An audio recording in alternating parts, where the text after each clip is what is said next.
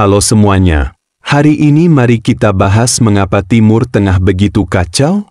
Apa sebenarnya yang menyebabkan kawasan yang pernah melahirkan banyak peradaban gemilang ini malah dilanda peperangan dan tak pernah damai? Video ini akan memberi Anda pemahaman menyeluruh tentang masa lalu dan masa kini Timur Tengah. Anda dipersilakan untuk berlangganan dan membagikan saluran saya. Timur Tengah adalah konsep geografis umum yang umumnya merujuk ke Asia Barat dan Afrika Utara. Wilayah ini merupakan salah satu tempat lahirnya peradaban dunia yang penting. Sungai Nil melahirkan peradaban Mesir kuno, dan dataran Mesopotamia melahirkan peradaban besar seperti Sumeria dan Babilonia. Peradaban kuno ini mencapai prestasi cemerlang di banyak bidang seperti arsitektur, matematika, astronomi, dan hukum, meninggalkan peninggalan menakjubkan seperti piramida dan taman gantung. Letak geografis Timur Tengah yang unik menjadikannya pusat penting untuk perdagangan dan pertukaran budaya antara Timur dan Barat. Jalur sutra membentang melintasi wilayah ini, menghubungkan Asia, Eropa, dan Afrika. Berbagai kebangsaan, agama, dan budaya berbaur dan bertabrakan di sini dengan perdagangan damai dan konflik sengit. Islam yang lahir di Jazirah Arab pada abad ke-7 menyebar dengan cepat dan menyatukan banyak suku. Setelah bangkitnya Kekaisaran Arab, wilayahnya mencakup 3 benua dan memberikan dampak besar terhadap perkembangan peradaban dunia. Dengan runtuhnya Kekaisaran Arab, Timur Tengah mengalami perpecahan dan kekacauan. Kekaisaran Ottoman bangkit pada abad ke-14 dan menguasai sebagian besar wilayah di Timur Tengah. Kekuasaan yang bertahan selama 600 tahun hingga runtuh pada tahun 1923 setelah Perang Dunia Pertama. Selama sejarah panjang ini, konflik di Timur Tengah sebagian besar berasal dari pertikaian wilayah, perbedaan sektarian agama, dan konflik etnis. Perbedaan doktrinal antara Sunni dan Syiah seringkali menimbulkan konflik regional. Perang juga terjadi dari waktu ke waktu karena berbagai kelompok etnis bersaing memperebutkan sumber daya dan ruang hidup yang terbatas.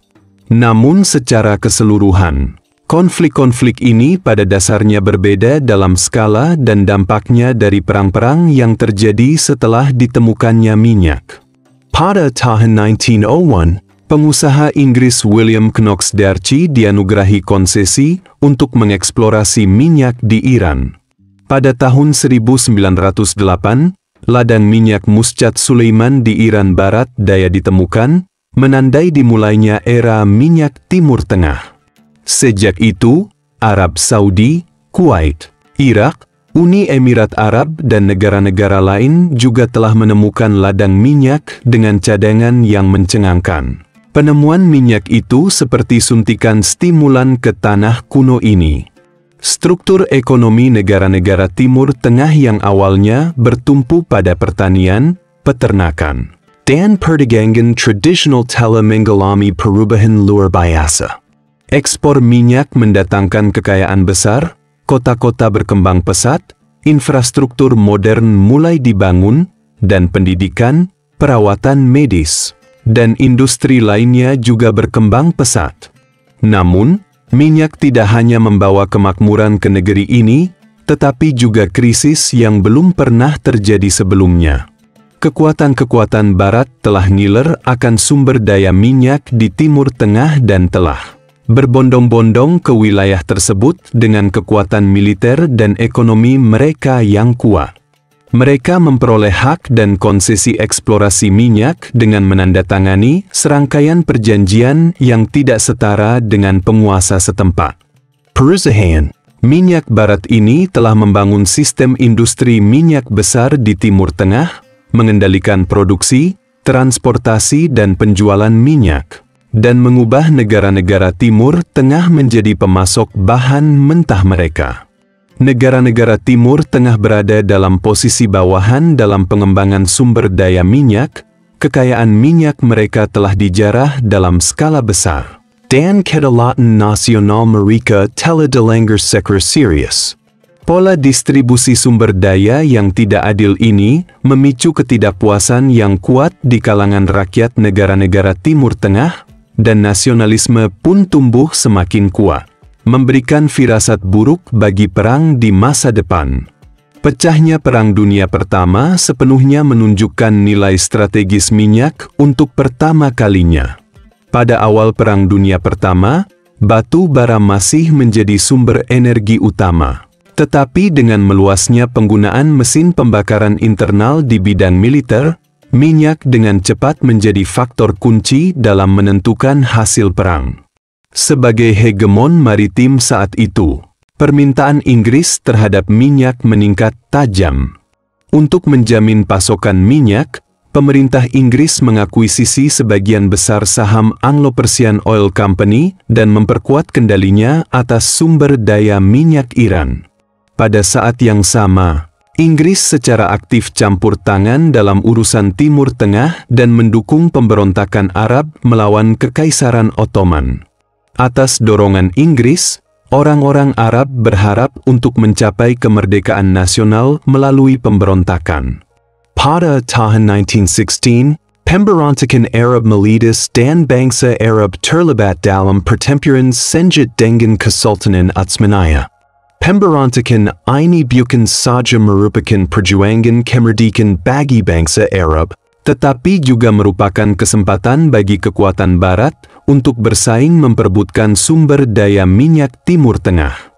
Setelah runtuhnya Kekaisaran Ottoman pada tahun 1923, Timur Tengah terbagi menjadi beberapa wilayah pengaruh dan diduduki oleh berbagai kekuatan Eropa.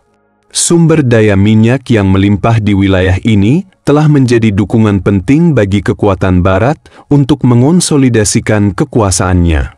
Dalam pembagian ini, negara-negara Timur Tengah kehilangan kedaulatan dan kendali atas sumber daya, kesadaran nasional mereka semakin terbangun, dan kebencian mereka terhadap kekuatan Barat tumbuh, yang menimbulkan bahaya tersembunyi bagi konflik berikutnya. Selama Perang Dunia Kedua, pentingnya minyak mencapai titik tertinggi sepanjang masa. Karena kurangnya sumber daya minyak dalam negeri, Nazi Jerman menjadikan perolehan minyak Timur Tengah sebagai salah satu tujuan perang pentingnya. Hitler berusaha menduduki wilayah Kaukasus Uni Soviet untuk merebut sumber daya minyak yang melimpah di sana. Dan tujuan strategis ini menjadi latar belakang penting pertempuran Stalingrad.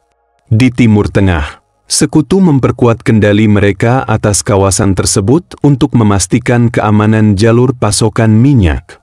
Selama Perang Dunia Kedua, Amerika Serikat meningkatkan investasi dan pengembangan minyak Timur Tengah, dan secara bertahap menggantikan Inggris sebagai pengendali utama minyak Timur Tengah. Amerika Serikat telah menjalin hubungan kerjasama yang erat dengan Arab Saudi dan negara-negara lain. Kerjasama ini tidak hanya didasarkan pada kepentingan minyak, tetapi juga melibatkan aspek politik dan militer. Setelah berakhirnya Perang Dunia Kedua, gerakan pembebasan nasional di Timur Tengah melonjak. Orang-orang dari semua negara berhasrat untuk menyingkirkan kekuasaan kolonial, mencapai kemerdekaan nasional, dan mendapatkan kembali kendali atas sumber daya minyak. Minyak telah menjadi senjata ampuh bagi negara-negara Timur Tengah untuk memperjuangkan pembebasan dan kedaulatan nasional, dan juga telah memicu serangkaian konflik dengan kekuatan Barat. Konflik Arab-Israel merupakan salah satu konflik terpanjang dan paling luas jangkauannya di Timur Tengah, di mana minyak memainkan peran yang kompleks dan krusial. Pada tahun 1948, Israel didirikan di wilayah Palestina. Peristiwa ini memicu pertentangan keras dari negara-negara Arab sekitar dan Perang Timur Tengah Pertama pun pecah. Negara-negara Arab seperti Mesir, Yordania dan Suriah bersatu untuk melancarkan serangan terhadap Israel. Selain pertikaian wilayah dan konflik agama, minyak juga merupakan alasan penting di balik perang ini. Sebagian besar negara Arab di Timur Tengah memiliki sumber daya minyak yang melimpah, sementara Israel kekurangan minyak. Negara-negara Arab mencoba mengekang ekspansi Israel di Timur Tengah melalui perang untuk melindungi kepentingan minyak dan pengaruh regional mereka sendiri. Setelah berdirinya Israel, negara ini terus memperluas wilayahnya dan menduduki sejumlah besar tanah di Palestina dan negara-negara Arab di sekitarnya. Yang menimbulkan ketidakpuasan yang kuat di kalangan negara-negara Arab. Masalah distribusi dan penguasaan sumber daya minyak semakin memperburuk konflik antara kedua belah pihak. Dalam konflik Arab-Israel berikutnya, minyak berulang kali menjadi senjata ampuh bagi negara-negara Arab untuk melawan Israel. Pada tahun 1973, Perang Timur Tengah Kimpapeka. Negara-negara Arab seperti Mesir dan Suriah melancarkan serangan mendadak terhadap Israel untuk mendapatkan kembali wilayah yang hilang. Pada awal perang, Israel berada dalam posisi pasif untuk mendukung tindakan perang negara-negara Arab dan membalas dukungan negara-negara Barat terhadap Israel. Organisasi negara-negara pengekspor minyak Arab mengumumkan embargo minyak terhadap Amerika Serikat, Belanda, dan negara-negara lain yang mendukung Israel. Embargo minyak memicu krisis minyak global, harga minyak naik tajam, dan ekonomi negara-negara Barat mengalami kerusakan parah. Amerika Serikat dan negara Barat lainnya harus memeriksa kembali posisi mereka terkait konflik Arab-Israel dan telah meningkatkan upaya mediasi mereka terkait masalah Timur Tengah. Krisis minyak ini juga memungkinkan dunia melihat kekuatan minyak yang luar biasa sebagai senjata strategis dan menyoroti pentingnya minyak Timur Tengah bagi ekonomi global. Akar penyebab konflik Arab-Israel sangat kompleks, melibatkan banyak faktor seperti keyakinan agama, sengketa wilayah, dan konflik etnis. Israel didominasi oleh Yudaisme, sementara sebagian besar negara Arab di sekitarnya menganut Islam. Perbedaan keyakinan agama telah memperburuk konfrontasi antara kedua belah pihak. Sengketa wilayah di wilayah Palestina selalu menjadi inti konflik Arab-Israel, yang menyebabkan konflik terus-menerus antara kedua belah pihak dan berlanjut hingga saat ini. Sumber daya minyak telah memainkan peran dalam memicu kontradiksi yang kompleks ini, yang membuat konflik Arab-Israel semakin sulit untuk diselesaikan. Pada tahun 1980-an, Perang Iran-Irak yang berlangsung selama 8 tahun pecah antara Iran dan Irak. Persaingan untuk mendapatkan sumber daya minyak merupakan pemicu utama perang. Iran dan Irak keduanya adalah negara penghasil minyak utama di Timur Tengah, dan produksi serta ekspor minyak mereka menempati posisi penting di dunia. Namun, kedua negara memiliki perbedaan serius mengenai isu-isu seperti distribusi sumber daya minyak, demarkasi perbatasan, dan pengaruh regional. Distribusi sumber daya minyak menjadi fokus konflik antara kedua belah pihak. Baik Iran maupun Irak berharap untuk mendapatkan pangsa pasar minyak yang lebih besar dan memperoleh lebih banyak keuntungan ekonomi. Kedua negara sering berselisih pendapat mengenai isu-isu seperti harga minyak dan kuota produksi. Selain itu, perebutan hegemoni regional juga menjadi alasan penting pecahnya perang Iran-Irak. Baik Iran maupun Irak tengah berupaya membangun posisi dominan mereka di Timur Tengah, dan kedua pihak telah terlibat dalam persaingan sengit di bidang politik, ekonomi, dan militer. Pada bulan September 1980, Irak tiba-tiba melancarkan serangan terhadap Iran, dan perang Iran-Irak pun pecah. Pada awal perang, Irak dengan cepat menduduki beberapa wilayah Iran dengan mengandalkan senjata dan peralatan canggih serta keuntungan dari serangan mendadak. Akan tetapi, Iran dengan cepat mengatur serangan balik, dan perang berubah menjadi jalan buntu yang panjang. Selama perang, kedua belah pihak saling menyerang fasilitas minyak masing-masing. Irak mengebom pelabuhan dan kilang minyak Iran. Dan Iran membalas dengan serangan terhadap fasilitas minyak Irak. Produksi dan ekspor minyak sangat terpengaruh dan perekonomian kedua negara menderita kerugian besar. Menurut statistik, selama perang Iran-Irak, kedua negara kehilangan ratusan miliar dolar dalam pendapatan minyak. Perang ini tidak hanya membawa bencana besar bagi Iran dan Irak, tetapi juga berdampak besar pada situasi di Timur Tengah.